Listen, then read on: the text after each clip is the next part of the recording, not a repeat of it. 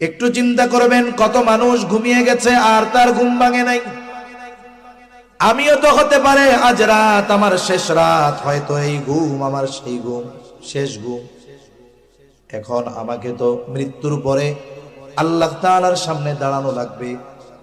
আমি যদি আজকে রাত্রে মারা যাই, তাহলে কি আমি আখিরাতে নাজাত পাওয়ার উপযুক্ত কিনা একটু হিসাব করি। অতীতের সব হিসাবের কথা বাদ দেন, আজকে দিনের হিসাবটা একটু আমি করি। একটা মানুষ যদি 5টা মিনিট ব্যয় করে, 5 মিনিট থেকে 10 মিনিট, সে তার সারা দিনের ভালো কাজ আর মন্দ কাজের হিসাব বের করতে পারবে কি পারবে না? সারা দিনের ভালো মন্দ কাজের হিসাব বের করতে পারবে। এরপরে সে একটা হিসাব করবে, ভালো কাজ বেশি না মন্দ কাজ বেশি।